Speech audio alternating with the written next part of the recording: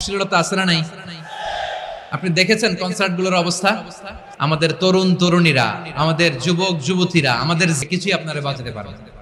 এজন্য নিকট আত্মীয়দেরকে দিতে হবে বেশি বেশি। বিশ্বনবী বলেন, ইন্না সাদাকাতা আলাল মিসকিনি সাদাকা ওয়া আলা যির রাহিমি ইসনাতান সাদাকাতুন ওয়া সিলা। মিসকিনরে দান করলে শুধু দানের সওয়াব হয়, নিকট আত্মীয়কে দান করলে দুইটার সওয়াব হয়, সাদাকার সওয়াব হয়, আবার আত্মীয়তার বন্ধন অটুট রাখার সওয়াব হয়ে যায়।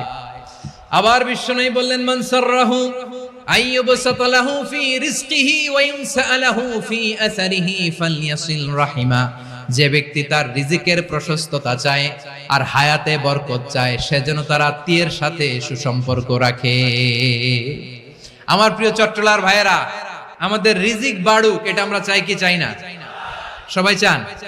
হ্যাঁ, আমাদের রিজিকে প্রশস্ততা আসুক, চাই কি চাই না? আমাদের হায়াতে বরকত আসুক, আমরা চাই কি চাই না? এই দুইটা যদি চান, তাহলে নিকট আত্মীয়দের সাথে সুসম্পর্ক রাখবেন। পারবেন?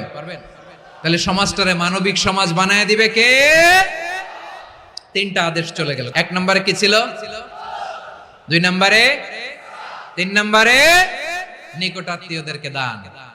আল্লাহ তাআলা তিনটা জিনিসের যেমনি আদেশ করেছেন, অনুরূপ ভাবে তিনটা বিষয় তিনি বারণ করেছেন, নিষেধ করেছেন। ওগুলোর কাছেও যাওয়া যাবে।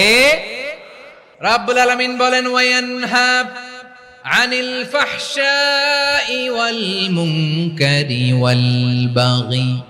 আমি যেমনি তিনটি বিষয়ে আদেশ করলাম, অনুরূপ ভাবে তিনটি বিষয়ে বারণ করলাম, নিষেধ করলাম। আমার এক নাম্বার নিষেধাজ্ঞা হলো অশ্লীলতার প্রতি। ফাহশা, ওয়ায়ানহা আনিল ফাহশা, আল্লাহ তাআলা অশ্লীলতাকে নিষেধ করেছেন। কোন জিনিসকে? সবাই বলুন, কোন জিনিসকে? যত ধরনের, যত টাইপের, যত ক্যাটাগরির অশ্লীলতা হতে পারে, সব অশ্লীলতাকে হারাম করেছেন কে? ফাহশা মানে কি? কথায়, কাজে, আচরণে, কমেন্ট, ফেসবুকের কমেন্টসে যত ধরনের নোংরামো আছে, যত ধরনের অশ্লীলতা আছে, এটাকে আরবিতে বলে ফাহশা। রাব্বুল আলামিন বলেন, কুল ইন্নামা حرم ربي الفواحش ما ظهر منها وما بطن। ও নবী, আপনি বলে দেন, আমার রব প্রকাশ্য অপ্রকাশ্য, স্পষ্ট কিংবা অস্পষ্ট, দৃশ্যমান কিংবা অদৃশ্যমান সব অশ্লীলতাকে হারাম করেছেন। সব ধরনের অশ্লীলতা হারাম। আল্লাহ তাআলা আমাদেরকে অশ্লীলতা থেকে বাঁচান। এবার বলেন, আমাদের সমাজে অশ্লীলতা আছে না নাই? অশ্লীলতা নানা ভাবে, নানা নামে, নানা মোড়কে আমাদের সমাজে আছে না নাই? সংস্কৃতির নামে, ফ্যাশনের নামে, বিনোদনের নামে, উপন্যাসের নামে, কনসার্টের নামে অশ্লীলতা আছে না নাই? আপনি দেখেছেন কনসার্ট গুলোর অবস্থা? আমাদের তরুণ তরুণীরা, আমাদের যুবক যুবতীরা, আমাদের জেনজিরা, কি অবস্থা ওইখানে? কনসার্টের নামে অশ্লীলতা আছে না নাই? ছেলে মেয়ে একে অপরকে জড়ায় ধরতেছে, একে অপরকে চুমু খাচ্ছে, প্রকাশ্যে, দিবালোকে, গণমানুষের সামনে। আল্লাহ তাআলা এই অশ্লীলতা থেকে আমাদেরকে বেঁচে থাকতে বলেছেন। রূপালী জগতের নামে অশ্লীলতা আছে না নাই? এই টার্মটা আপনারা জানেন না? রূপালী জগৎ কি জগৎ? আসলে কি রূপালী জগৎ না অন্ধকার জগৎ? আমার বোনেরা, আপনাদেরকে যে কি বলে তারা বুঝায়, রূপালী জগৎ শুনেই আপনি ভরকে যাবেন না।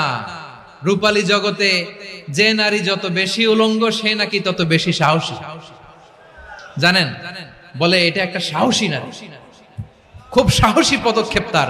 যত বেশি শরীর থেকে কাপড় নামাতে পারবে, যত বেশি বস্ত্রহীন হয়ে নিজেকে প্রেজেন্ট করতে পারবে, সে নাকি তত বেশি সাহসী। আমার চট্টলার ভাইয়েরা, শয়তানের প্রথম এজেন্ডা ছিল বনি আদমকে বস্ত্রহীন করা।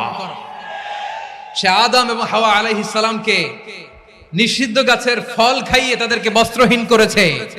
এই জামিনেও সে আমাদেরকে বস্ত্রহীন করতে চাইবে। এই রূপালী জগতের নামে তারা এটা করে। আমার প্রিয় বোনেরা, আপনি জানেন না আপনার দাম কত? ওরা আপনাদেরকে বিজ্ঞাপনের সস্তা পণ্য বানাতে চায়। ওরা আপনাদেরকে ওদের ভোগের লিপসার টুলস বানাতে চায়। ওরা আপনাদেরকে দিয়ে ওদের খায়েশ পূরণ করতে চায়। এটা আপনাদের জন্য মোটেও ডিগনিটি নয়, এটা আপনাদের জন্য সম্মান নয়। আপনার সম্মান শালীনতায়, আপনার সম্মান হেজাবে, আপনার সম্মান ভদ্রতায়, আপনার সম্মান আপনার ডিসেন্ট পোশাকে। পোশাক বলে দেয় এই নারীটা ভদ্র না অভদ্র, পোশাক বলে দেয় এই মেয়েটা কোন ঘরের মেয়ে। আপনি জানেন না, আপনারা সস্তা পণ্য বানায়, ভোগের পণ্য, বিলবোর্ডে আপনাকে উলঙ্গ করে উপস্থাপন করে। এই অশ্লীলতার সাথে ইসলামের কোনো সম্পর্ক। এজন্য আল্লাহ বলেন, আমি অশ্লীলতাকে হারাম করেছি। অশ্লীলতাকে হারাম করার প্রথম কারণ হলো এর মাধ্যমে মানবতাকে অপমানিত করা হয়। কারণ মানুষের সম্মান মানুষের পোশাকে। মানুষ যখন পোশাকহীন হয়ে যায়, বস্ত্রহীন হয়ে যায়, তার সম্মান কমে যায়, ঠিক কিনা?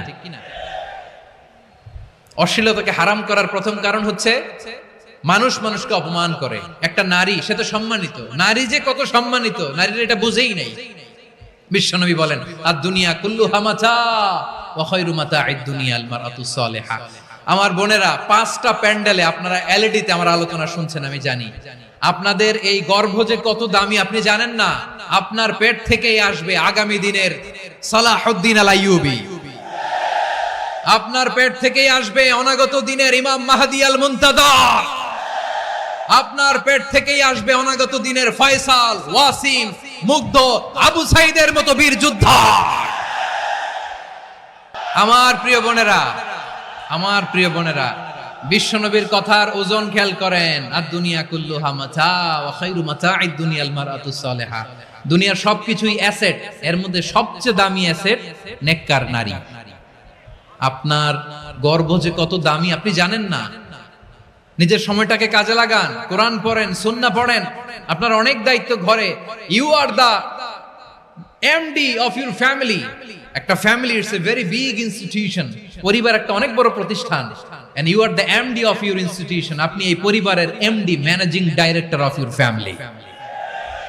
এখানে আপনার কত দায়িত্ব। আপনি ছেলে মেয়েদেরকে তারবিয়া করবেন, আপনি আপনার স্বামীর জন্য ঘরটারে জান্নাতের নীর বানাবেন, আপনার জন্য জান্নাতের ডুপ্লেক্স বাড়ি ওইখানে তৈরি করে রাখবে কে? আপনি যে কত দামি আপনি জানেন না। নারীদেরকে আল্লাহ বানিয়েছেন উচ্চতর করে, নিম্নতর নয়। নারীদেরকে ছোট্ট জিনিস দিলে এটারে বড় করে দেয়। নারীদেরকে ভ্রূণ দিলে, শুক্রাণু দিলে নারী এটারে বাচ্চা হিসেবে উপহার দেয়, ঠিক কিনা? বিয়ের মাধ্যমে স্বামী যখন তার শুক্রাণু তার স্ত্রীকে উপহার দেয়, স্ত্রী রিটার্নে কি উপহার দেয়? ফুল ফর্ম বেবি, মানব সন্তান। দেখছেন, আপনি দিলেন একটুকুনি, দিছে বিশাল। আপনি যদি নারীকে বাজার এনে দেন, নারী এটাকে সুস্বাদু খাবারে রূপান্তর করে দেয়। আপনি তাকে একটা মুচকি হাসি দিয়ে দেন, সে তার কলিজা দিয়ে দেয়। কিন্তু যদি আপনি তার মনে কষ্ট দেন, সে আপনার জীবনকে জাহান্নাম বানায়া দেয়। নারীর মন বুঝতে পারলে নেয়ামত, বুঝতে না পারলে কিয়ামত।